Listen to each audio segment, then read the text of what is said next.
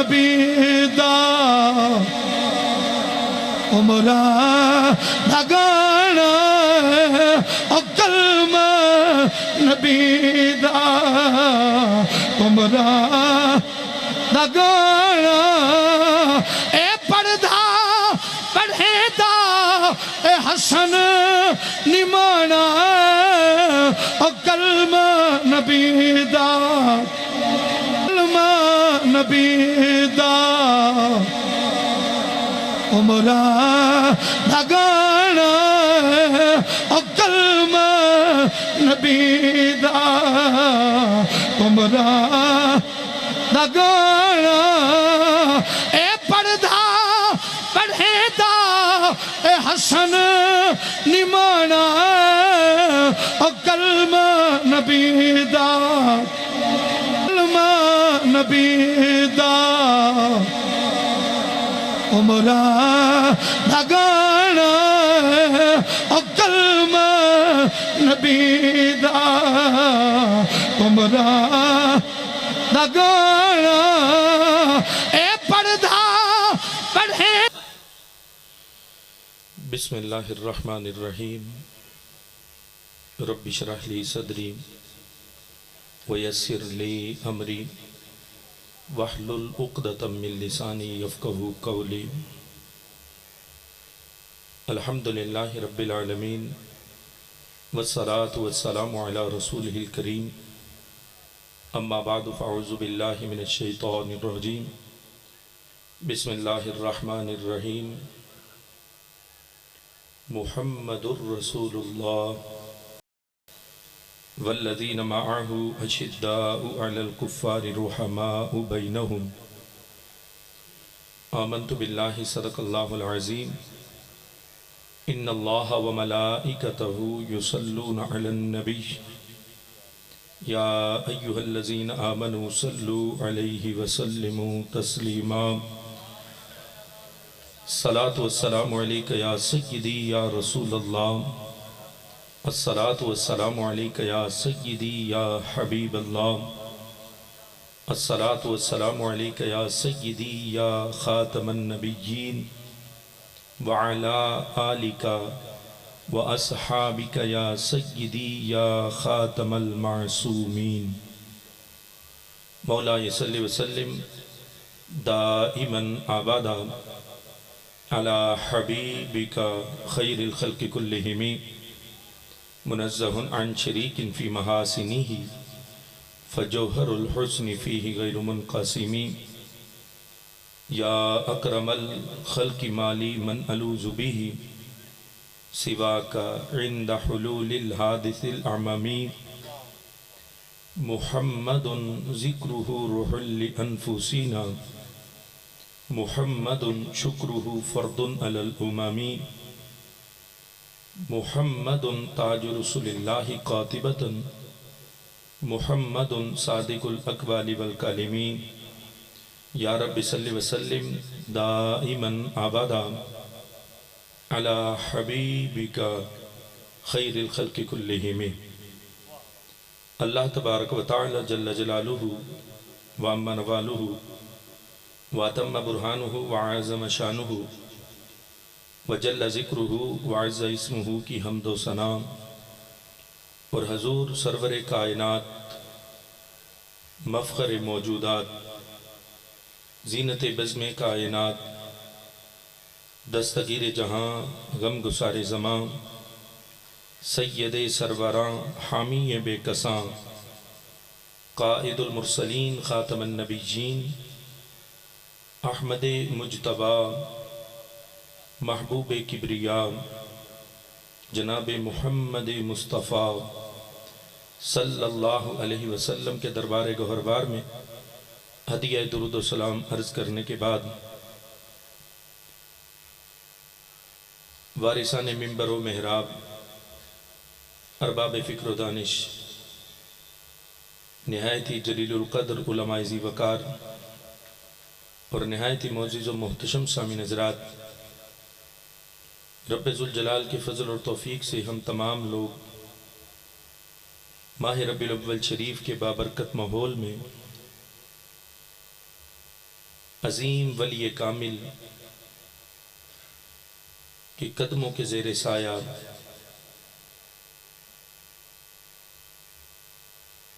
اس عظیم الشان عرس مقدس کی تقریب میں شریک ہیں میری مراد مرشد برحق پیر کامل پیر طریقت رہبر شریعت پیر خواجہ غلام حسن سواگ نور اللہ مرکدہ رب ذوالجلال آپ کا فیض اور آپ کا نقش قدم ہماری قیامت تک آنے والی نسلوں کو عطا فرمائے، اور بالخصوص اس پرفتن دور میں یہ دعا کرتے ہیں کہ اللہ ہم سب کو اس ولی کامل کے عقیدے پر زندگی گزارنے کی توفیق عطا فرمائے۔ جو عقیدہ ہمیں ان بزرگوں نے عطا فرمایا وہی ہماری زندگی کی کامیابی کا راز ہے۔ یہ ذہن میں رکھنا، اگر کوئی شخص چاہتا ہے کہ کل قیامت کے دن میری ان بزرگوں سے ملاقات ہو جائے، وہ 1000 بار عرس مقدس کی تقریب میں شامل ہو، اسے یہ ملاقات کا شرف نہیں ملے گا جب تک کہ وہ ان کے بتائے ہوئے عقیدے پر اپنی زندگی بسر نہیں کرے گا۔ اگر چاہتے ہو کہ کل قیامت کے دن ہمیں رب ذوالجلال اپنے ان ولی کامل کا قرب عطا فرمائے تو یہ قرب تب نصیب ہوگا جب ان کی بتائی ہوئی تعلیمات پر ہم لوگ زندگی بسر کریں گے، پھر کل قیامت کے دن ہماری ان کے ساتھ ملاقات ہو جائے گی۔ میں لاکھوں سلام پیش کرتا ہوں اس عظیم پاک باز نوجوان کو کہ جنہوں نے اس پرفتن دور میں حق کا ساتھ دیا اور حق کی آواز بن کے حق پر ڈٹے ہیں، اور اپنے اپنے مریدین کے دلوں میں ان ولی کامل کی تعلیمات کو اجاگر کر رہے ہیں۔ میری مراد پیر طریقت رہبر شریعت حضرت علامہ مولانا خواجہ پیر افتخار الحسن مجددی سواگی حافظہ اللہ تعالی، یہ کمال ہے کہ بندہ اپنے اکابرین کے نقش قدم پر چلے، اور جو انہوں نے عقائد عطا فرمائے بندہ ان عقیدوں پر اپنی زندگی کو بسر کرے۔ یہ ہے سب سے بڑا کمال۔ آج ہم نے بے شمار لوگوں کو پھسلتے دیکھا، گمراہی کی دلدل میں پھنستے دیکھا۔ آپ احباب بھی موجودہ حالات و واقعات سے بڑی اچھی طرح آگاہ ہے۔ میں آج کی گفتگو میں بھی معتقدات اہل سنت کو ذکر کرنا چاہوں گا۔ اس پرفتن دور میں ہم سب کو مسلک اہل سنت پر قائم رہنا انتہائی ضروری، بلکہ یوں بولوں اعلیٰ حضرت مجدد دین و ملت امام احمد رضا خان علیہ رحمت الرحمن، آپ نے فتاوی رضویہ شریف کی 14ویں جلد کے اندر یہ بات لکھی۔ آپ نے فرمایا کہ مسلک اہل سنت پر کاربند رہنا یہ سب سے بڑا فریضہ ہے، سب سے بڑا فرض ہم سب پر مسلک اہل سنت پر قائم رہنا ہے۔ یہ سب سے بڑا فرض ہے۔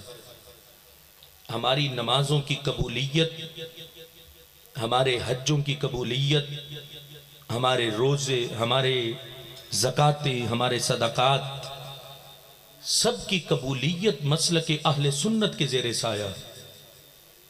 اگر معتقدات اہل سنت سے ہم بال برابر بھی ہٹے، میرا رب ہماری کوئی نماز قبول نہیں کرے گا، میرا رب ہمارے حج قبول نہیں کرے گا۔ آخر مسلک اہل سنت پر قائم رہنا اتنا ضروری تھا تو ان بزرگوں کی تعلیمات اور اپنے مریدین کی گھٹی میں مسلک اہل سنت کو شامل کیا۔ اگر یہ فریضہ اتنا اہم نہ ہوتا تو یہ بزرگ کبھی بھی اپنی تعلیمات میں مسلک اہل سنت پر قائم رہنے پر اتنا زور نہ دیتے کہ کوئی بات نہیں، مرید ہو گئے کافی ہے، تم جاؤ جس طرف جاتے ہو جاؤ، ہم جانے اور کل قیامت کا منظر جانے۔ انہوں نے مریدین کو مسلک اہل سنت پر قائم رہنے کی سب سے زیادہ تلقین فرمائی، اور مسلک اہل سنت پر چلنا یہ بال سے زیادہ باریک اور تلوار سے زیادہ تیز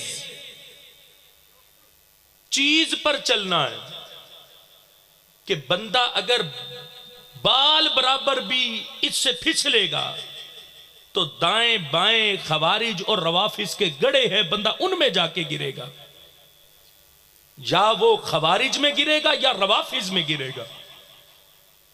ہم نے بڑے بڑے برج الٹتے دیکھے اپنی زندگی میں، بڑوں کو مسلک اہل سنت سے پھسلتے دیکھا۔ ہمیشہ رب سے مسلک اہل سنت پر قائم رہنے کی انسان کو دعا کرتے رہنا چاہیے کہ یا اللہ آخری سانس تک مجھے مسلک اہل سنت پر قائم فرما۔ اور اگر مسلک اہل سنت پر قائم ہے تو میں دعوے سے کہتا ہوں میرا رب مرتے ہوئے اس کے ایمان کو بھی سلامتی عطا فرمائے گا۔ اگر وہ مسلک اہل سنت پر قائم نہیں تو اس کے ایمان جانے کا اندیشہ نہیں، یقین ہے کہ وہ حالت ایمان میں نہیں مرے گا۔ دنیا میں اگر سر اٹھا کے جینا چاہتے ہو تو وہ ہے مسلک اہل سنت، اور شان سے قبر میں جانا چاہتے ہو تو وہ ہے مسلک اہل سنت، اور حشر کے دن اٹھ کے اگر شان سے جنت جانا چاہتے ہو، اور کس کے زیر سایہ؟ حضرت پیر سواگ رحمت اللہ علیہ کے زیر سایہ۔ تو یہ بھی تب اپنا سایہ قیامت کے دن عطا فرمائیں گے جب ہم لوگ مسلک اہل سنت پر قائم رہیں گے۔ اتنی اہمیت ہے مسلک اہل سنت کی۔ آج ہمیں مسلک اہل سنت کی اہمیت کو سمجھنا۔ لوگ ہم سے نالاں ہوتے ہیں، ناراض ہوتے ہیں، لوگ کہتے ہیں نماز روزے کی بات تھوڑی کرتے ہو، عقیدے کی بات زیادہ کرتے ہو۔ ہم کہتے ہیں قرآن کے مقامات اٹھا کے دیکھو، سورہ عصر میں دیکھ لو، اللہ فرماتا والعصر ان الانسان لفی خسر الا الذین آمنوا وعملوا الصالحات۔ اللہ فرماتا ہے قسم ہے مجھے زمانے کی، ساری انسانیت خسارے میں ہے۔ خسارہ کس سے دور ہوا؟ حسر کے ساتھ ذکر کی، فرمایا مگر وہ لوگ جو ایمان لائے اور نیک اعمال کیے۔ پہلے ہے ایمان، پھر ہے عمل۔ ایمان ہے عقیدہ، عقیدہ جب اچھا ہوگا تو عمل فائدہ دے گا۔ اب کوئی شخص کروڑوں روپے فلاحی کاموں پہ خرچ کر دے، اگر اس کے دل میں ایمان نہیں تو قیامت کے دن 1 روپے کا بھی فائدہ نہیں ملے گا۔ کوئی بندہ ساری زندگی رب کو سجدے کرتا رہے، دل میں ایمان نہیں تو ایک بھی سجدہ قبول نہیں۔ کتنی اہمیت ہے عقیدے کی۔ عقیدہ ہے آمنو میں، فرمایا ایمان پہلے ہے، عمل صالح بعد میں ہے۔ اگر ایمان کامل ہے تو عمل صالح کا فائدہ، اگر ایمان نہیں تو جتنا مرضی بندہ اچھا عمل کر لے، نہ دنیا میں کوئی فائدہ ملے گا نہ حشر میں کوئی فائدہ ملے گا۔ وہ فضول ہے عمل جو بغیر ایمان کے کیا جائے۔ اور ایمان کی اگر کھلے لفظوں میں وضاحت کی جائے تو ایمان ہے عقیدہ اہل سنت۔ ایمان عقیدہ اہل سنت۔ میں نے کہا یہ بڑی احتیاط سے مسلک اہل سنت پر چلنا ہے، بال برابر بھی پچھلے تو دائیں بائیں خوارج روافض کے گڑوں میں گرو گے۔ آج دیکھو معتقدات اہل سنت میں سے چند باتیں عرض کرنا چاہتا ہوں۔ آج اس پرفتن دور کے اندر افضلیت صدیق اکبر کا انکار کیا جا رہا۔ جو حضرت صدیق اکبر کی افضلیت کا انکار کرے وہ اہل سنت میں سے نہیں۔ جو افضلیت صدیق اکبر کا انکار کرے وہ سنی، سارے بولو نا، وہ سنی نہیں۔ جو اہل سنت کے ہاں ترتیب خلافت ہے، جو ترتیب خلافت کو بھی نہ مانے وہ بھی سنی، سارے بولو نا، وہ بھی سنی نہیں۔ چلو یہ تو باتیں ویسے بھی بڑی واضح۔ ہمارے اہل سنت کی سٹیجوں پر ایک نعرہ لگتا ہے، نعرہ تکبیر، نعرہ رسالت، تیسرا نعرہ ہے نعرہ تحقیق۔ بولو نا سارے، نعرہ تحقیق حق چار یار۔ جو اس نعرے کو بھی نہ مانے، ہمارے بزرگوں نے لکھا وہ بھی اہل سنت میں سے نہیں۔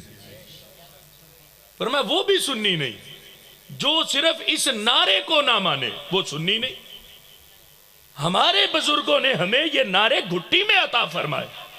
ہمارے بزرگوں نے افضلیت صدیق اکبر کا عقیدہ ہمیں ہماری گھٹی میں عطا فرمایا۔ ہمیں ہمارے بزرگوں نے ترتیب خلافت کا عقیدہ ہمیں ہماری گھٹی میں عطا فرمایا۔ ہم کسی کمینے کی بک بک کیسے سن لیں جو کہے کہ نہیں، حضرت صدیق اکبر کی افضلیت نہیں، حضرت مولا علی افضلیت میں پہلے نمبر پر ہے صدیق اکبر سے۔ کیسے مان جائیں ہم اس کی بات؟ ہم کسی کی نہیں سنیں گے۔ اگر ہمیں ہمارا عقیدہ کوئی سکھانا چاہتا ہے تو کھولے ہمارے سامنے مکتوبات امام ربانی۔ کوئی ہمیں ہمارا عقیدہ بتانا چاہتا ہے تو کھولے ہمارے سامنے فتاوی رضویہ، اس سے ہم اپنا عقیدہ سنیں گے۔ جو مجدد صاحب اور اعلی حضرت سے ہمیں ہمارا عقیدہ بتائے گا، اور اعلی حضرت کی نسبت اور محبت کے تسلسل کو دیکھتے چلے آؤ۔ جس نے ہم سے ہمارے عقیدے کی بات کرنی ہو تو اٹھائے پیر سواق کی تعلیمات کو، ہم سنیں گے، کھلے دل سے سنیں گے، اس کی ہر بات کو سنیں گے۔ جو ہمیں ان بزرگوں کی تعلیمات سنائے اور آج آ کے کوئی لولی لنگڑی تحقیق ہمیں سنائے تو ہم کیسے مان جائیں؟ کیسے ہم صدیق اکبر کی افضلیت کا انکار کریں؟ کیسے ہم ترتیب خلافت کا انکار کریں؟ اس کو سمجھنے کے لیے تو صرف یہی بات کافی کہ دیکھو نبی علیہ السلام کے بعد کس کا وصال ہوا؟ حضرت صدیق اکبر کا۔ یہ جو یار ہیں چار، پھر حضرت صدیق اکبر کے بعد حضرت عمر فاروق کا، پھر حضرت عثمان غنی کا، پھر چوتھے نمبر پر حضرت مولا علی کا۔ میرے رب کی حکمت تھی نا کہ ان کی وفات کی ترتیب ہی بتاتی ہے کہ پہلا نمبر کس کا ہے۔ ان کا دنیا سے جانا ہی بتاتا ہے کہ پہلا نمبر رب نے کسے عطا فرما دیا۔ آج آغاز چند لفظوں میں نعرہ تحقیق سے اپنی گفتگو کا کرنا چاہتے ہیں۔ کچھ لوگ ابھی چند دن قبل ایک شیخو پورو کا کوئی پیر تھا، اس کا کلپ سننے کو ملا۔ وہ کہہ رہا تھا جو نعرہ تحقیق لگائے اس کے جنازے میں بھی نہ جاؤ.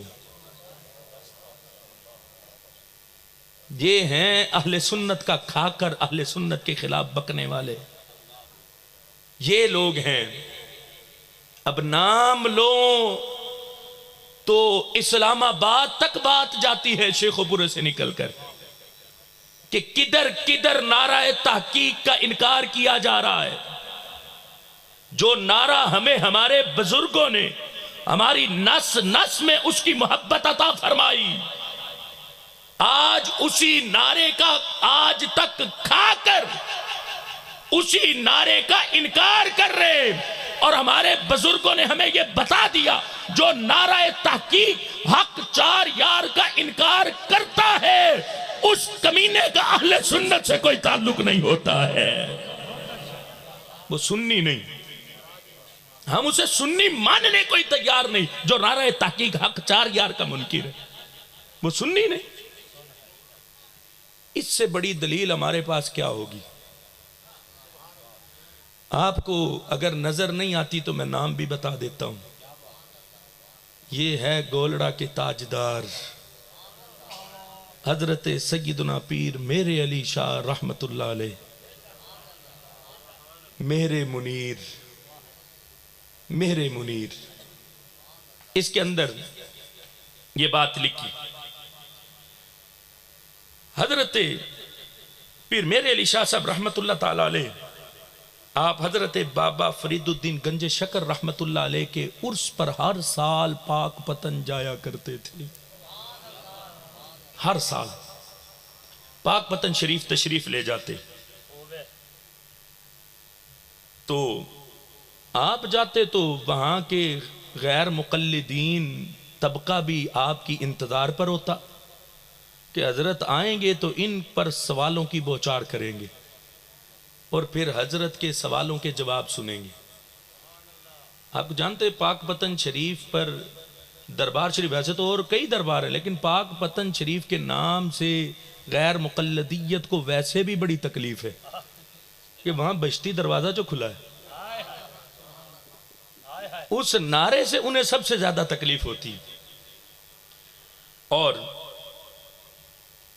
جب آپ وہاں پر پہنچے تو ہر سال آپ سے غیر مقلدیت بہشتی دروازے کے متعلق سوال کرتی. میرے منیر میں لکھا ہر سال گولڑا کے تاجدار ان لوگوں کو نیا ہی جواب عطا فرماتے تھے. یہ نہیں کہ جو پچھلے سال دیا اس سال بھی وہی جواب، نہیں، ہر سال نیا جواب. یہ لکھا کہتے حضرت تقریباً ہر سال پاک پتن شریف میں حضرت بابا فرید الدین گنج شکر رحمت اللہ علیہ کے عرس پر حاضر ہوتے تھے. قصور اور ریاست بہاولپور کے غیر مقلد علماء متواتر کئی سال وہاں پہنچ کر آپ سے سوال کرتے رہے کہ کیا آپ عالم ہو کر اس بات کو درست مانتے ہیں کہ جو شخص بابا صاحب کے روضہ کے بہشتی دروازے سے گزر جائے وہ جنت کا سزاوار ہو جاتا ہے. حضرت جواب میں ہر سال نیا استدلال پیش فرماتے، ہر سال نئی تحقیق پیش کرتے. مولوی غلام قادر چکوکا تحصیل منچن آباد نے یہی سوال کیا تو فرمایا کیا یہ حدیث صحیح نہیں ہے کہ مومن کی قبر روضۃ من ریاض الجنہ ہوتی ہے؟ پھر میرے علی شاہ صاحب رحمت اللہ علیہ نے پوچھا کہ مومن کی قبر جنت کے باغوں میں سے باغ نہیں ہوتی؟ اس نے کہا صحیح ہے. فرمایا جب لفظ جنت کا اطلاق مومن کی قبر پر صحیح ٹھہرا تو اس کے دروازے کو بہشتی دروازہ کہنے پر کیا اعتراض ہے؟ یہ ہے پیر میرے علی شاہ. پڑھو تو صحیح اپنے بزرگوں کو. یہ بات مولوی صاحب نے کہا اس لفظ کا جواب تو درست ہوا مگر یہ فرمائیے کہ حضرت بابا صاحب کے مقبرہ کے اسی ایک دروازے میں کیا خصوصیت ہے؟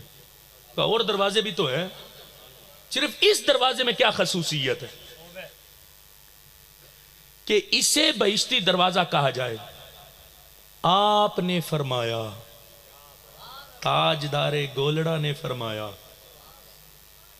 کہ حضرت سلطان المشائخ نظام الدین اولیاء محبوب الہی رحمت اللہ علیہ کا ارشاد ہے کہ میں نے بچشم سر عالم ظاہر میں، بچشم سر عالم ظاہر میں، آلت نوم میں نہیں، عالم ظاہر میں حضور سرور کائنات صلی اللہ علیہ وسلم کو، توجہ رکھنا ان جملوں پر، دوبارہ سے پڑھ دیتا ہوں، بھرپور توجہ رکھنی، کہ میں نے بچشم سر عالم ظاہر میں حضور سرور کائنات صلی اللہ علیہ وسلم کو بجسم اطہر بما 4 یارے کی بار،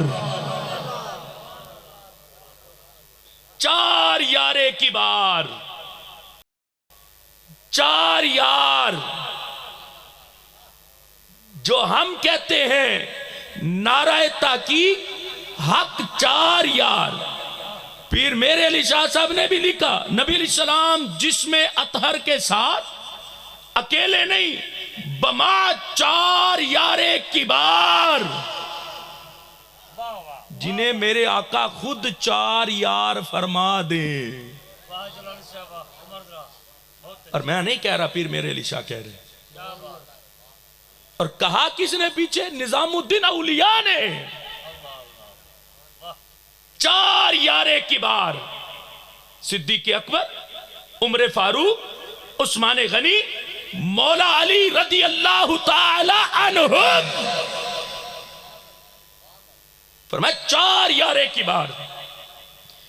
6-7 محرم کی درمیانی رات کو اس دروازہ سے گزر کر مقبرہ کے اندر تشریف لے جاتے دیکھا ہے، اور حضور نے یہ ارشاد سنا ہے کہ من دخل ھذا الباب فقد امن، فرمایا جو اس دروازے میں داخل ہوا وہ امن میں آ گیا اور مامون ہوا۔ ایسے بہشتی دروازہ نہیں، اس دروازے سے میرے آقا کا گزر بھی ہوا اور 4 یاروں کا گزر بھی ہوا ہے۔ جو 4 یاروں کا منکر ہو کس منہ سے بہشتی دروازے سے گزرے گا؟ کس منہ سے؟ کیا منہ لے کر جائے گا بہشتی دروازے پر؟ صرف یہی نہیں، جو 4 یاروں کا منکر ہے، پاک پتن بابا فرید کے مزار پر کیا منہ لے کے جائے گا؟ کیونکہ نبی علیہ السلام بھی اور 4 یار بھی اس دروازے سے گزر کر مقبرہ میں گئے، اور پھر ابھی نہیں، بات ختم نہیں ہوئی۔ اس کے بعد مولوی صاحب نے اعتراض کیا، وہی غیر مقلد مولوی، کہ زائرین فرید فرید پکارتے ہیں، اللہ اللہ کیوں نہیں کہتے؟ ہزارے زائرین فرید فرید لگا کے بیٹھے ہوتے ہیں، کہا یہ زائرین اللہ اللہ کیوں نہیں کرتے؟ حضرت نے فرمایا یہ میں نہیں بول رہا، یہ پیر میرے علی شاہ کی بولی۔ حضرت نے فرمایا کہ عرس کے موقع پر زائرین کا پورا نعرہ یہ ہوتا ہے، کیا لکھا؟ اللہ محمد 4 یار حاجی خواجہ قطب فرید یا فرید، یہ لکھا اللہ محمد 4 یار۔ کہا تو نے نعرہ غور سے سنا ہی نہیں، کہا صرف فرید فرید نہیں کرتے، پہلے اللہ بھی ہے، محمد بھی ہے، اور 4 یار بھی ہے۔ جہاں جہاں کمی آئی ہے نعرہ تحقیق کی، اگر تو وہ ان کے قد پیر میرے علی شاہ سے اوپر ہو گئے تو ہمارے سامنے کھڑے ہوں، اگر تو کہو کہ پیر میرے علی شاہ سے بڑے ہو گئے، اور اگر یہ مانو کہ پیر میرے علی شاہ اولیاء کے سردار ہیں، تو پھر ماننا پڑے گا پیر میرے علی شاہ نے جو نعرہ اپنی زبان سے لگایا وہ نعرہ بھی حق نعرہ ہے۔ یہ ہے نعرہ تحقیق۔ ابھی اس کی قرآن و حدیث سے ویسے کئی دلیلیں پیش کی جا سکتی نعرہ تحقیق، لیکن یہ ہے پیر میرے علی شاہ صاحب رحمت اللہ تعالی علیہ کی زبان سے، اللہ محمد 4 یار حاجی خواجہ قطب فرید، آپ نے اپنی زبان سے خود یہ نعرہ لگا کے اس کو بتایا۔ فرمایا تو نے صرف فرید فرید سنا، اس سے پہلے جو اللہ کا نام پکارتے وہ نہیں سنا؟ اس سے پہلے جو محمد کہتے ہیں وہ محبوب کا نام تو نے نہیں سنا؟ اس سے پہلے جو چاروں یاروں کا نعرہ لگاتے کیا تو نے وہ نہیں سنا؟ یعنی ہمارے ہاں نعرہ لگتا ہے، نعرہ تکبیر علیحدہ کہنا پڑتا ہے اور نعرہ رسالت علیحدہ کہنا پڑتا ہے، نعرہ تحقیق علیحدہ کہنا پڑتا ہے، لیکن بابا فرید کا نعرہ وہ نعرہ ہے کہ اس کے ایک ہی نعرے میں نعرہ تکبیر بھی ہے، رسالت بھی ہے، چاروں یاروں کا نعرہ بھی ہے۔ اللہ محمد چار یار، حاجی خواجہ قطب فرید، حاجی خواجہ قطب فرید، حق فرید یا حاجی خواجہ قطب فرید، حق فرید یا حق نعرہ تحقیق، حق چار یار، نعرہ تحقیق، لاجپال لاجپال، پیر سیال پیر سیال، لاجپال لاجپال، پیر سیال پیر سیال۔ لاجپال لاجپال۔ اب اس کے ساتھ اس کی تھوڑی سی اور وضاحت کر کے اپنی گفتگو کو آگے لے کر چلتے ہیں۔ یہ میرے ہاتھ میں کتاب ہے سیف العطا، یہ تاجور کشور تدریس حضرت علامہ الحاج الحافظ مولانا عطا محمد چشتی گولڑوی بندیالوی رحمہ اللہ تعالی کی۔ اس سیف العطا کے اندر ایک بات لکھی آپ نے، وہ بات کیا؟ گولڑا شریف مزار پر عرس کے موقع پر ایک خطیب صاحب نے تقریر کرتے ہوئے نعرہ تحقیق کی مخالفت کر دی۔ عرس کا موقع تھا، تقریر کر رہے تھے خطیب صاحب، انہوں نے انکار کر دیا نعرہ تحقیق کا۔ اس کے انکار پر استاد عطا محمد بندیالوی رحمہ اللہ تعالی نے یہ جواب لکھا۔ اب جواب سنو، میرے پاس کیا اتھارٹی ہے کہ میں کسی کو کہوں کہ جو نعرہ تحقیق نہیں لگاتا وہ سنی نہیں؟ اتھارٹی ہم نہیں، اتھارٹی ہمارے یہ بزرگ ہے، اتھارٹی ہمارے پاس نہیں، اتھارٹی ان بزرگوں کی ہے۔ انہوں نے لکھا، کہتے ہیں ابھی نام نہاد مفتی کے اجداد بھی پیدا نہیں ہوئے ہوں گے۔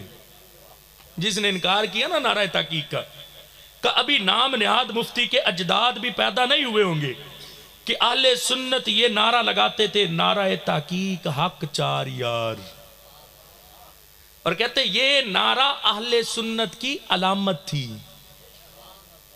یہ نشانی ہے سنی ہونے کی، کہ یہ نعرہ اہل سنت کی علامت تھی۔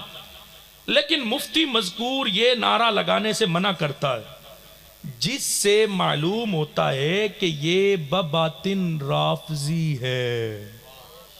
میں نہیں کہہ رہا کہ یہ مفتی بباطن رافضی ہے۔ میں نے میرے پاس کیا اتھارٹی ہے کہ میں کسی کو کہوں جو نعرہ تحقیق حق چار یار نہیں لگاتا وہ سنی نہیں؟ اتھارٹی ہمارے یہ بزرگ ہے۔ انہوں نے لکھا، انہوں نے کہا یہ رافضی ہے اور تقیہ کے طور پر بظاہر اہل سنت کہلاتا ہے، تقیہ کے طور پر بظاہر اہل سنت کہلاتا ہے۔ آج بھی آپ کو کئی تقیہ کرنے والے سنیوں کے سٹیجوں پر بھی مفتی نظر آئیں گے جو ایک بار کہیں کہ معاذ اللہ معاویہ کا معنی کیا ہے، ان کمینوں کو آج تک معاویہ کا معنی ہی سمجھ نہیں آیا۔ وہ بدبخت بک بک کرے اپنی زبان سے اور کہلوائے اپنے آپ کو اہل سنت کا مفتی۔ مفتی تو کیا، ہم تجھے اہل سنت کی صفوں میں دیکھنا بھی گوارا نہیں کرتے۔ آج تک تمہیں معاویہ کا معنی سمجھ نہیں آیا۔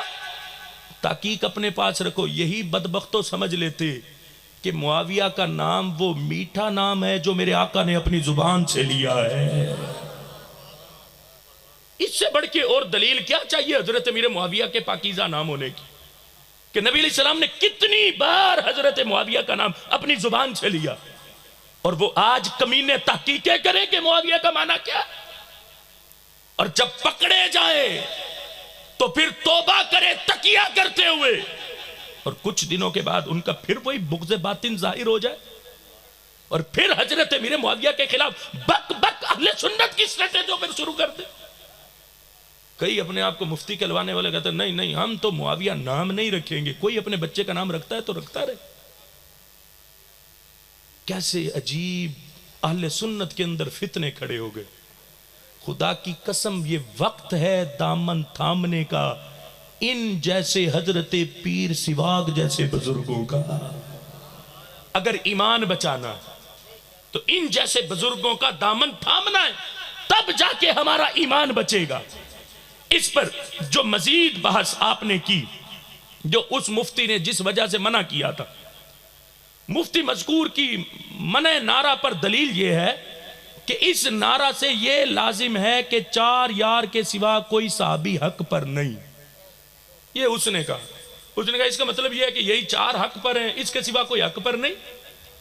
پریشان نہ ہو, عطا محمد بندیالوی رحمت اللہ علیہ نے اس بات کا بھی رگڑا نکالا ہے. اور رگڑا کیسا نکالا؟ آپ نے فرمایا اس جاہل مفتی کو یہ معلوم نہیں کہ یہ تب لازم آتا ہے جب اس نعرہ میں حصر کا کلمہ ہوتا. مثلا یوں ہوتا کہ نہیں حق مگر 4 یار, یا یہ ہوتا کہ حق پر صرف 4 یار ہیں. حالانکہ اس نعرہ میں حصر کا ایسا کوئی کلمہ نہیں. علم اصول میں ہے کہ محض کسی کے ذکر سے دوسرے کی نفی نہیں ہوتی. اب یہاں 2 بھائی ہوں, بندہ ایک کی تعریف کرے کہ چھوٹا بھائی فلاں ہے فلاں ہے فلاں ہے, کیا کہو گے کہ بڑے بھائی کی تعریفوں کی نفی ہو گئی؟ یہ سمجھانا چاہتے ہیں استاد عطا محمد بندیالوی صاحب رحمت اللہ علیہ. آپ فرماتے ہیں اگر اس جاہل مفتی کی منطق تسلیم کر لی جائے تو مفتی جب یہ کلمہ پڑھتا ہے محمد الرسول اللہ صلی اللہ علیہ وسلم, تو لازم آئے گا کہ محمد صلی اللہ علیہ وسلم کے سوا کوئی رسول اللہ نہیں ہے. یہ ہے عطا محمد بندیالوی. فرمایا پھر تو یہ لازم آئے گا کہ محمد صلی اللہ علیہ وسلم کے سوا کوئی اور اللہ کے رسول ہی نہیں. تو کہا اب مفتی اپنی اس منطق کے لحاظ سے دائرہ اسلام سے ہی خارج ہو گیا.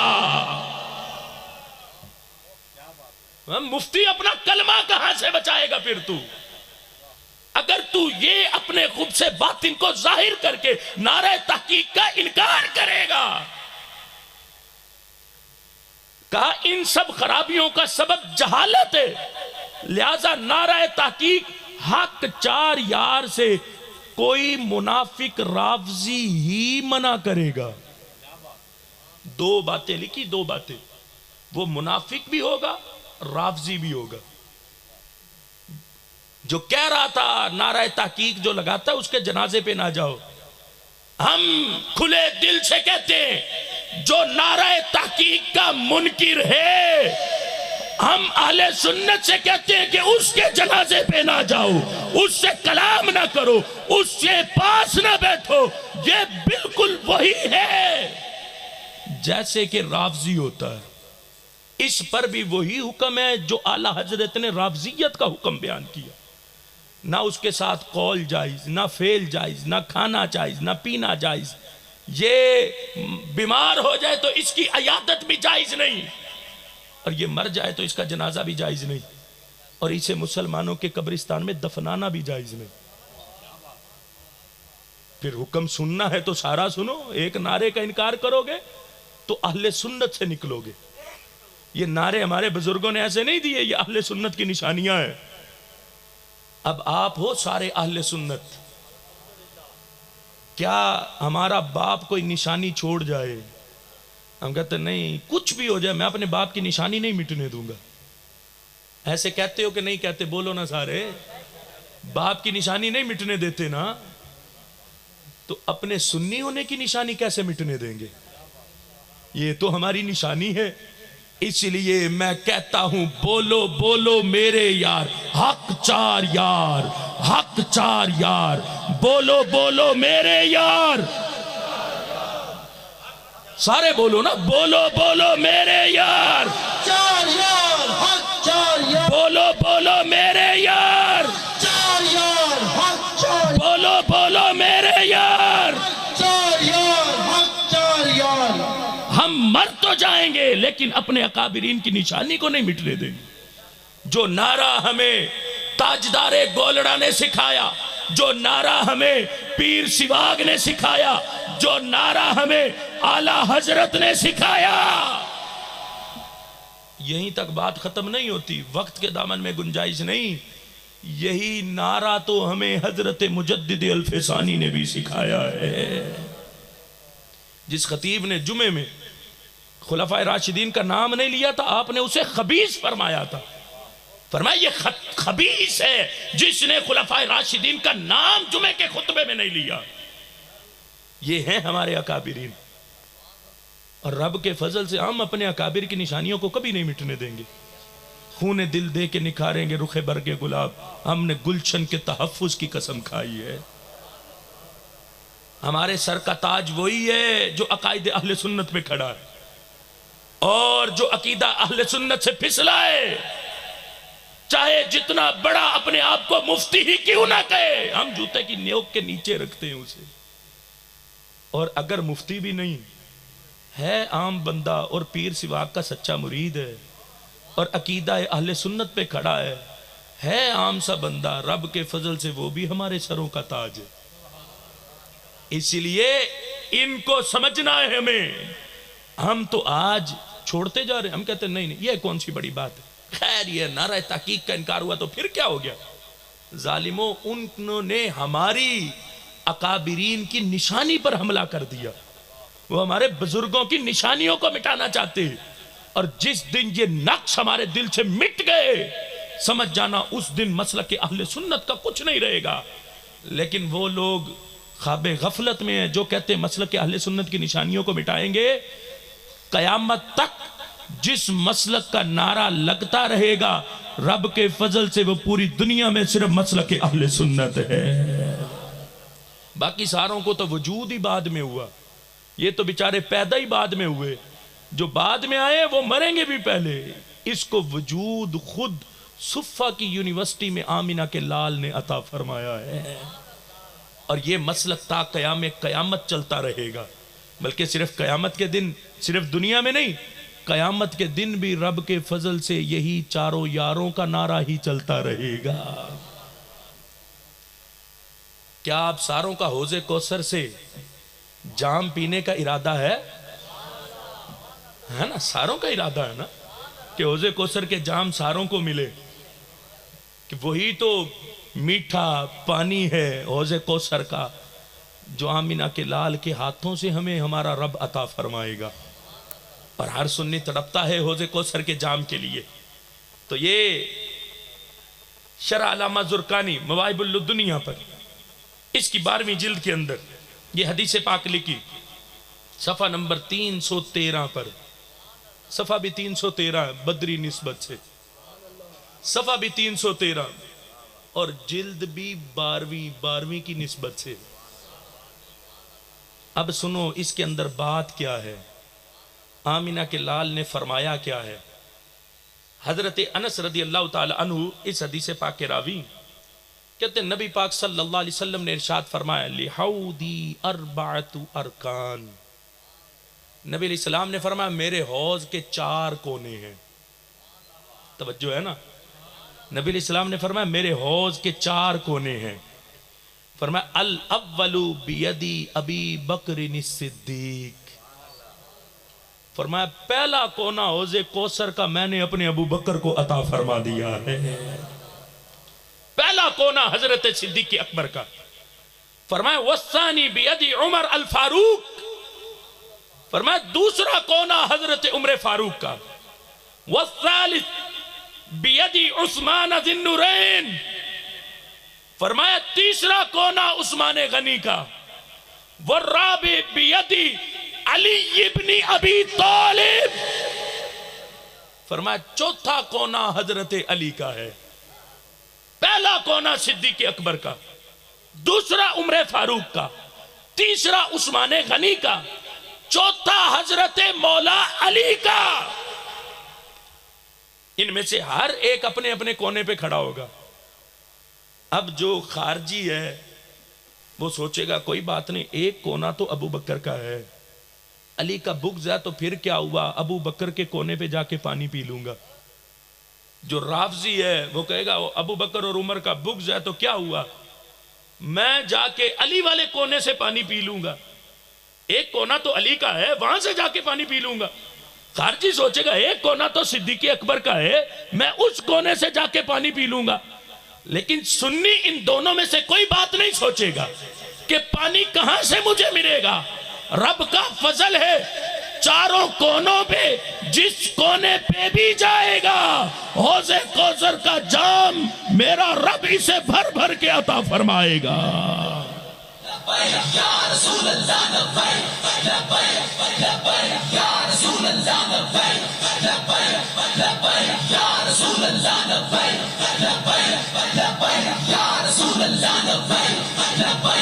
ابھی سنو بات، سنو، حدیث ختم نہیں ہوئی۔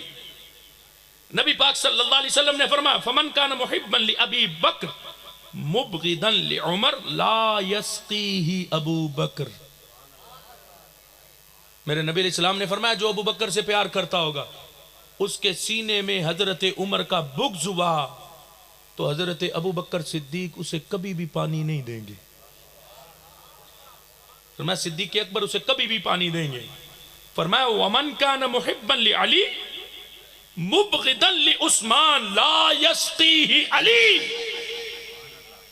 فرمایا جو دنیا میں علی علی کرتا رہا، علی کا پرائیویٹ حمایتی بنتا رہا، اگر اس کے سینے میں حضرت عثمان کا بغض ہوا تو حضرت مولا علی قیامت کے دن اسے حوض کوثر کا ایک گھونٹ بھی نہیں دیں گے، ایک گھونٹ بھی نہیں ملے گا، ایک گھونٹ بھی۔ جس کمینے کے دل میں بغض ابو بکر و عمر ہو حضرت مولا علی قیامت کے دن اسے حوض کوثر کا ایک گھونٹ بھی نہیں دیں گے، اور جس کمینے کے دل میں بغض مولا علی ہو ابو بکر اور عمر والے کونے سے اسے ایک گھونٹ بھی پانی کا نہیں ملے گا۔ آج کون کہتا ہے کہ حضرت علی کی محبت جو ہے یہ دنیا حشر میں فائدہ دیتی؟ اور ہمارے سنی بھائی ہمیں بھی اپنی اصلاح کرنی ہے۔ ہم کہتے ہیں کہ رافضی حضرت مولا علی سے پیار کرتے والے۔ پچھلے سال آپ کو یاد ہو اگر مکتوبات شریف کی ایک عبارت پیش کی تھی، مجدد صاحب نے کہا تھا سنی ہونے کی علامت ہی حضرت علی کی محبت ہے، سنی ہونے کی شرط ہے حضرت مولا علی کی محبت۔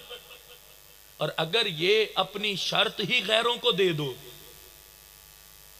یہ شرط ہی اٹھا کے غیروں کو دے دو اور کہ نہیں نہیں ہم تو نہیں، رافضی جتنا حضرت علی سے پیار کرتا ہے اتنا کوئی اور نہیں کرتا، ہم نے تو اپنی نشانی اپنی شرط اٹھا کے ان کی گود میں ڈال دی۔ مجدد صاحب نے لکھا کہ رافضی ہونا حضرت علی کی محبت کا ہونا نہیں، کہا حضرت علی کی محبت ہونا یہ سنی ہونا ہے۔ پھر رافضی ہونا کیا؟ کہ علی کی محبت کا نام رفض نہیں، خلفائے ثلاثہ پر تبرہ کرنے کا نام رفض ہے۔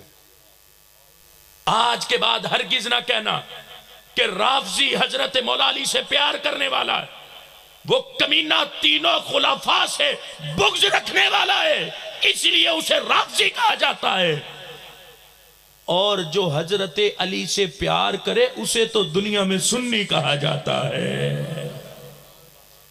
اب سوچو جو حضرت علی کے پرائیویٹ حمایتی بنے، کہ کوئی بات نہیں ساری زندگی علی علی کرتے رہے ہیں، ابو بکر عمر کا بغض رہا تو کیا ہوا، ایک کونا تو علی کا ہے، کل قیامت کے دن وہاں جا کے حضرت علی سے کہیں گے تو وہ پانی پلائیں گے، حضرت علی کے جوتے منہ پہ پڑیں گے، حضرت علی کے تھپڑ اور مکے پڑیں گے کہ تو تھا جو دنیا میں میرے بھائیوں سے بغض رکھ کے آیا،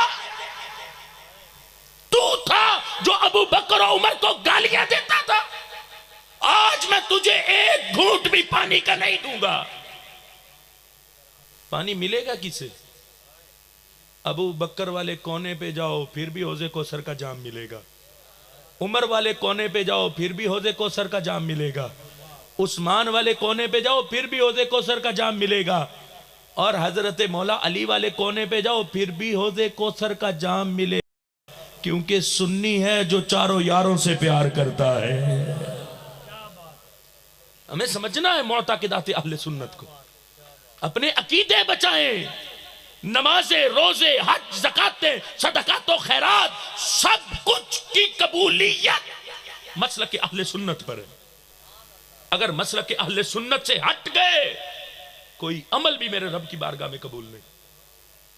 اور یہ نہیں کہ سارے مسلک سے ہٹو گے تو پھر جا کے کچھ نہیں.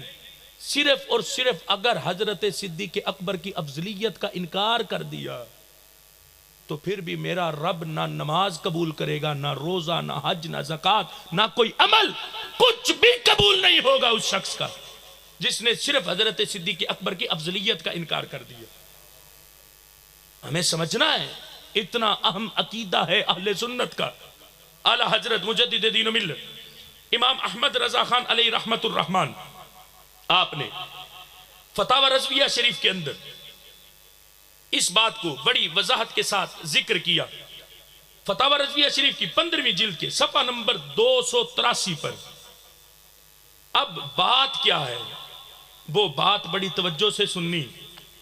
حضرت مولا علی رضی اللہ تعالی عنہ آپ فرماتے ہیں کہ ایک شخص حضرت مولا علی رضی اللہ تعالی عنہ کے پاس آ گیا.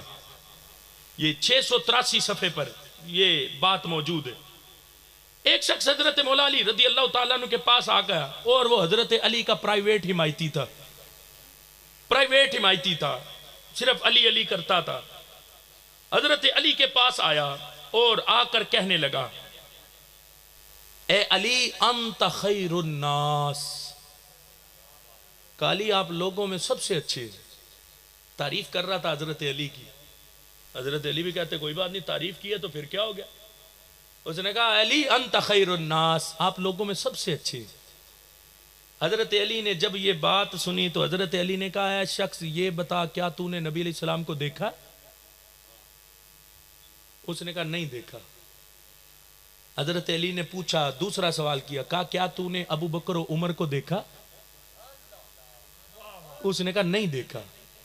حضرت مولا علی نے یہ بات سنی تو آپ نے فرمایا سن، اگر تو نے نبی علیہ السلام کو دیکھا ہوتا اور پھر تو مجھے کہتا کہ اے علی آپ سب سے اچھے ہو تو میں تیری گردن اتار دیتا. پتہ نہیں کہاں سے یہ کمینی سوچ آ گئی کہ اگر تو نے نبی علیہ السلام کو دیکھا ہوتا اور پھر تو مجھے کہتا کہ اے علی آپ سب سے اچھے ہو، فرمایا میں تیری گردن اتار دیتا. دوسرے نمبر پہ فرمایا کہ اگر تو نے ابو بکر و عمر کو دیکھا ہوتا اور انہیں دیکھ کر پھر تو مجھے افضل بتاتا کہ اے علی آپ سب سے اچھے ہو تو فرمایا میں تجھے 80 کوڑے مارتا. یہ ہے فیصلہ حضرت مولا علی کا. میں نے کہا نا اتھارٹی ہمارے پاس یہ بزرگ ہے، ہمارے یہ ہے ہمارے پاس اتھارٹی، اور یہ فیصلے کر کے گئے سارے. ہمیں بس ان کے فیصلے پڑھ کے اور ان کے فیصلوں کے سامنے اپنے سر جھکانے. جو سر اٹھائے گا وہ زمانے میں بھی رسوا ہوگا، قبر و حشر میں بھی رسوا ہوگا. اور جس نے ان کے سامنے سر جھکایا میرا رب ذوالجلال دیکھو پھر اس کے سر کو کتنی بلندی عطا فرما دیتا. یہ ہمارے پاس اتھارٹی ہیں بزرگ، فیصلہ انہوں نے کر دیا ہے ہر بات کا. آج لوگ حضرت مولا علی رضی اللہ تعالیٰ عنہ کے لحاظ سے یہ کہتے ہیں. اس پر بھی اعلیٰ حضرت رحمت اللہ تعالیٰ علیہ نے یہ بات لکھی ہے. ایک شخص حضرت مولا علی رضی اللہ تعالیٰ عنہ کی بارگاہ میں حاضر ہوا اور کہنے لگا یا امیر المؤمنین، کیا بات ہوئی کہ مہاجرین و انصار نے ابو بکر کو تقدیم دی حالانکہ آپ کے مناقب بیشتر اور اسلام و سوابق بیشتر فرمایا. اگر مسلمان کے لیے خدا کی پناہ نہ ہوتی تو میں تجھے قتل کر دیتا. حضرت مولا علی کا پرائیویٹ حمایتی بن رہا تھا اور حضرت ابو بکر صدیق پر حضرت مولا علی کی افضلیت کو ذکر کر رہا تھا. فرمایا تیرے مسلمان ہونے کا خیال نہ ہوتا تو میں تیرا سر اتار دیتا. اور پھر حضرت مولا علی رضی اللہ تعالی عنہ کے بارے میں اس بات کو بھی لکھا گیا کہ نبی پاک صلی اللہ علیہ وسلم نے رب ذوالجلال سے 3 بار مانگا. 3 بار. اور کیا مانگا؟ نبی پاک صلی اللہ علیہ وسلم نے فرمایا اے علی میں نے اللہ سے 3 بار سوال کیا. 3 بار کہ اللہ تجھے تقدیم دے. 3 بار میں نے اللہ سے سوال کیا کہ اللہ تجھے تقدیم دے. لیکن نبی علیہ السلام فرماتے ہیں اللہ نے نہ مانا مگر ابو بکر کو مقدم رکھنا. نبی علیہ السلام کی ظاہری حیات میں نماز کا وقت تھا. حضرت عمر کو مصلی پہ کھڑا کیا تھا. جب آواز کا شانہ نبوت تک پہنچی تو محبوب نے پردہ اٹھا دیا. فرمایا این ابو بکر. فرمایا عمر کی آواز کیوں آ رہی؟ ابو بکر کدھر ہے؟ فرمایا ابو بکر کے ہوتے ہوئے اللہ قبول ہی نہیں کرتا کہ میرے مصلی پہ کوئی اور کھڑا ہو جائے. ہمیں سمجھنا ہے ان عقیدوں کو. آج لوگ معتقدات اہل سنت پر حملے کر رہے ہیں. ہمیں ان حملوں سے اپنے ایمان کو بچانا اور قرآن و سنت کے نور کے زیر سایہ ان بزرگوں کے ساتھ اپنی تعلق کو مزید وابستہ کرنا ہے تاکہ میرا رب ہماری ایمان کی حفاظت فرما دے. اور پھر ترتیب خلافت جو ہے، ترتیب خلافت، اس پر بھی ہمیں ایمان رکھنا ہے. اور وہ ایمان کا انداز کیا ہے ترتیب خلافت کے لحاظ؟ یہ فتاوی رضویہ شریف کی 28ویں جلد کے صفحہ نمبر 478 پر یہ بات موجود ہے. صفحہ نمبر 478 اس پر یا رسول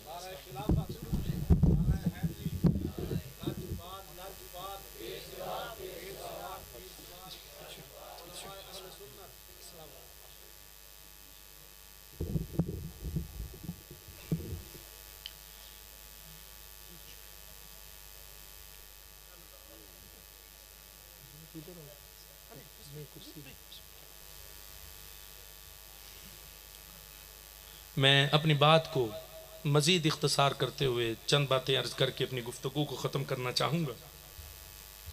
اعلیٰ حضرت رحمت اللہ تعالیٰ علیہ سے خلفائے ثلاثہ رضوان اللہ تعالیٰ علیہم کے بارے میں سوال کیا گیا اور حضرت علی رضی اللہ تعالیٰ عنہ کے بارے میں سوال کیا گیا. سوال کیا تھا؟ خلفائے ثلاثہ رضوان اللہ تعالیٰ علیہم سے آیا حضرت علی رضی اللہ تعالیٰ عنہ افضل تھے یا کم؟ یہ سوال اعلیٰ حضرت مجدد دین و ملت سے کیا گیا. جواب سنو. فرمایا اہل سنت و جماعت کا اجماع ہے کہ مرسلین، ملائکہ و رسل و انبیاء بشر صلوات اللہ تعالی و تسلیمات علیہم کے بعد حضرات خلفائے اربع رضوان اللہ تعالی علیہم اجمعین تمام مخلوق الہی سے افضل ہیں. یہ چاروں انبیاء کے بعد، فرشتوں کے بعد، یہ چاروں تمام مخلوق الہی میں افضل ہیں. آگے فرمایا تمام عالم اولین و آخرین میں کوئی شخص ان کی بزرگیوں، عظمت و عزت و وجاہت و قبول و کرامت و قرب و ولایت کو نہیں پہنچتا. آگے فرمایا پھر ان میں باہم ترتیب یوں ہے. ترتیب سنو. ترتیب یوں ہے کہ سب سے افضل صدیق اکبر ہے. فرمایا پھر فاروق اعظم، پھر عثمان غنی، پھر حضرت مولا علی رضی اللہ تعالی عنہم ہیں. میں نے کہا نا یہ ہے ہمارے پاس اتھارٹی. یہ ہے اتھارٹی. انہوں نے ہمیں ہمارے عقیدے دیے, ہمیں ان کے کہنے پر اپنے عقیدے بچانے, اور اگر ان کا کہنا ہم نے مان لیا تو رب کے فضل سے دنیا میں بھی کامیاب ہو جائیں گے, میرا رب حشر میں بھی کامیابی عطا فرمائے گا. اور اگر ان کا کہنا نہ مانا, دنیا میں بھی رسوائی ہے اور حشر میں بھی رسوائی ہے. میں نے کہا ترتیب خلافت کو جو نہ مانے کہ پہلا نمبر حضرت صدیق اکبر کا, دوسرا عمر فاروق کا, تیسرا عثمان غنی کا, چوتھا حضرت مولا علی کا, جو اس ترتیب میں سے کسی ایک کا بھی انکار کرے وہ سنی نہیں, وہ سنی نہیں. حضرت یحییٰ بن معین رضی اللہ تعالی عنہ, انہوں نے اپنی کتاب کے اندر اس بات کو لکھا. ایک شخص نے ان سے کہا کہ من قال, جو شخص کہتا ہے, کیا کہتا ہے, ابو بکر و عمر و عثمان و علی رضی اللہ تعالی عنہم, یعنی جو یہ قول کرتا ہے اس کے بارے میں کیا حکم ہے؟ آپ نے فرمایا انہو مصیب, فرمایا وہ حق پر ہے, جو اس طرح کہتا ہے وہ حق پر ہے. اگلا سوال کسی کہے گا, من قال, جو شخص یہ کہتا ہے ابو بکر و عمر و علی و عثمان, ابو بکر بھی اپنی جگہ پر, عمر بھی اپنی جگہ پر, صرف حضرت عثمان اور حضرت علی کی ترتیب میں فرق کیا اس نے. کہا جو کہ ابو بکر, پھر عمر, پھر علی, پھر عثمان, کا جو یہ کہتا ہے اس کے بارے میں کیا حکم ہے؟ آپ نے فرمایا فَهُوَ شَعِيٌّ, فرمایا وہ سنی نہیں, وہ شیعہ ہے. ترتیب خلافت کو ماننا اہل سنت ہونا ہے, اور اس کا انکار کرنا رافضی ہونا ہے. ہمیں معتقدات اہل سنت کو قبول کرنا ہے. آج ہمارے تو انداز بن گیا, لچھے دال تقریریں سنیں, جو آ کر بیٹھے خطیب اور حضرت کہے کہ بیٹھتے ہی یا اللہ تجھے 14 معصوموں کا واسطہ. ہم کہتے واہ کمال کر دی خطیب صاحب نے, کن کن کے واسطے دے کے اس نے اپنی بات کو رب سے قبول کروایا. لیکن یہ نہیں پتا کہ اس نے جو جملہ بکنا ہی ہے نا, 14 معصوموں کا قول کرنا, یہ عقیدہ ختم نبوت پر حملہ کرنا, یہ عقیدہ ختم نبوت پر حملہ ہے. اور جو رافضیت کہتی ہے ہم 12 اماموں کو مانتے ہیں, ان کی اصول کافی کے اندر ان کے شیخ الاسلام کلینی نے لکھا, اس نے کہا ان الامامۃ ہی منزلۃ الانبیاء, انہوں نے کہا جن کو ہم 12 امام کہتے ہیں انہی کو ہی تو ہم 12 نبی کہتے ہیں. کتنا بڑا حملہ ہے عقیدہ ختم نبوت پر. پھر بھی ہم چلے جاتے, نہیں اہل بیت کے محب جانا چاہیے. ہمیں سوچنا چاہیے اہل سنت سے بڑھ کر کوئی دنیا میں اہل بیت سے محبت نہیں کرتا. سب جھوٹے ہیں, چاہے اصحاب کی محبت میں ہو چاہے اہل بیت کی محبت میں ہو. ہمیں جملے بدلنے. لوگ کہتے ہیں وہ بھی اہل بیت سے پیار کرتے, ہم بھی اہل بیت سے پیار کرتے. خوارج ہو وہ بھی اصحاب سے پیار کرتے, ہم بھی اصحاب سے پیار کرتے. کئی لوگوں نے صحابہ کی محبت میں آ کے خوارج کے ساتھ اتحاد کر لیا, کئی لوگوں نے اہل بیت کی محبت میں آ کے روافض کے ساتھ اتحاد کر لیا. لیکن ہم سمجھانا چاہتے ہیں کہ وہ بھی ہم بھی نہیں. بولنا ہے تو یوں بولو کہ صرف ہم ہی اصحاب رسول سے پیار کرتے, صرف ہم ہی اہل بیت رسول سے پیار کرتے, ہمارے سوا دنیا میں کوئی ان سے پیار نہیں کرتا. ہم ہیں ان کے محب, چاہے آل ہو چاہے میرے نبی علیہ السلام کے اصحاب ہو. مت کسی بھول میں بھٹکو کہ کوئی رافضی ہمیں ہماری سٹیجوں سے آ کر اہل بیت کے نام پر اغوا کر کے چلا جائے. مت بھٹکو. اہل بیت کی محبت لینی ہے تو حضرت پیر سواگ کا دامن تھامو. ہمارے ایک دوست یہاں پر بیٹھے قاسم بھائی, ان سے میری پہلی ملاقات ہوئی 10 محرم والے دن. انہوں نے مجھے جو باتیں بتائیں ان میں سے ایک بات ذکر کرنا چاہتا ہوں کہ حضرت پیر سواگ رحمت اللہ علیہ اس زمین سے نہیں گزرتے تھے جس کے بارے میں پتہ چل جاتا کہ یہ جگہ رافضی کی ہے. ہم کدھر چلے گئے؟ ہمارا انداز کیا، ہم تو چاولوں کی ایک پلیٹ پہ بالکل فدا ہو جاتے.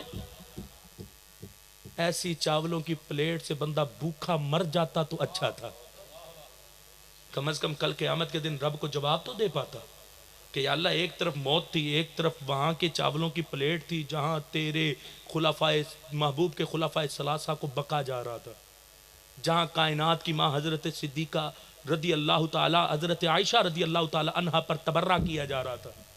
یا اللہ میں نے وہاں کی چاولوں کی پلیٹ نہیں کھائی اور موت کو قبول کر لیا.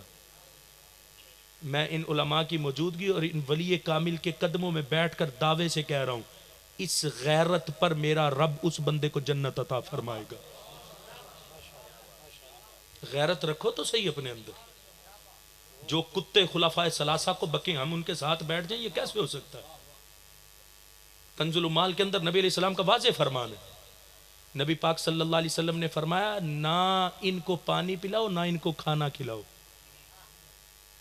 نہ ان کو پانی پلانا ہے نہ ان کو کھانا کھلانا ہے.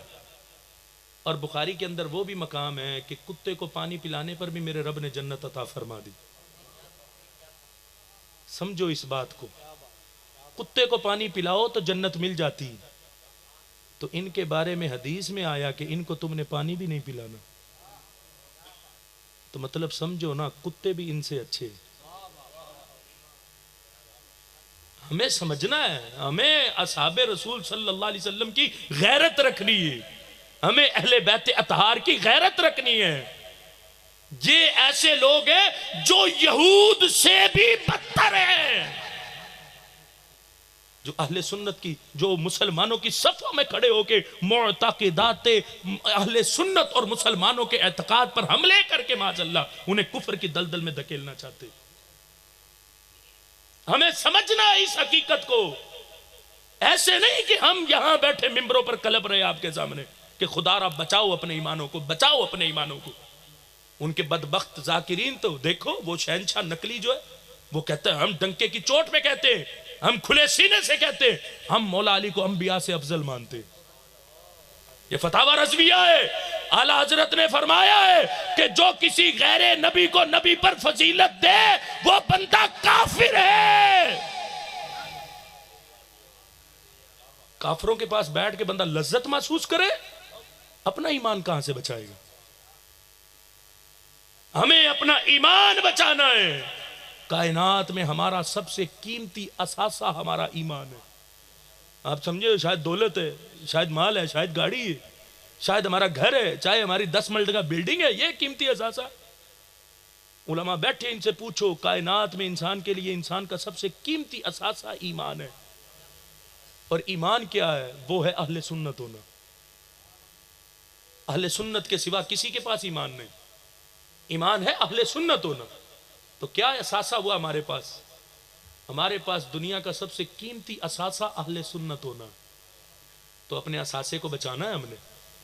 اس اثاثے کو بچائیں گے تو قبر و حشر میں کامیاب ہوں گے، ورنہ تو دنیا میں بھی رسوائیاں ہیں اور قبر میں بھی اور حشر میں بھی رسوائیاں ہمارے نصیب ہوں گی. ان بزرگوں کی تعلیمات کو سمجھو.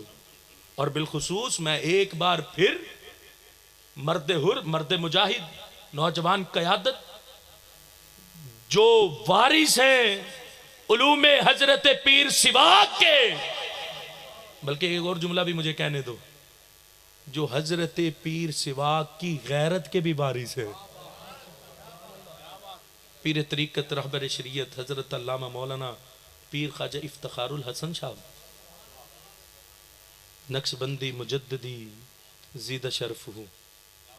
رب نے اس مرد مجاہد کو بڑی غیرت عطا فرمائی. اور یہ ذہن میں رکھنا، عزت اسی کو ملے گی جو مسلک اہل سنت کی غیرت اپنے سینے میں رکھے گا. ورنہ بڑوں بڑوں کے تاج اچھلتے دیکھے، ورنہ بڑوں بڑوں کو سٹیجوں سے اترتے دیکھا. کیوں؟ مسلک اہل سنت سے بغاوت جو کی. مسلک اہل سنت کی ہم جیسے لوگ دیکھو کیا حیثیت ہے ہماری، کچھ بھی نہیں. لیکن کیا ہے، دور دور تک ہم نے کبھی اہل سنت سے بغاوت کا تصور ہی نہیں کیا. اور رب سے یہ دعا کرتے ہیں کہ اگر خدا نہ خواستہ ایسا معاملہ ہو، ہمارا رب اس سے پہلے ہمیں موت عطا فرما دے.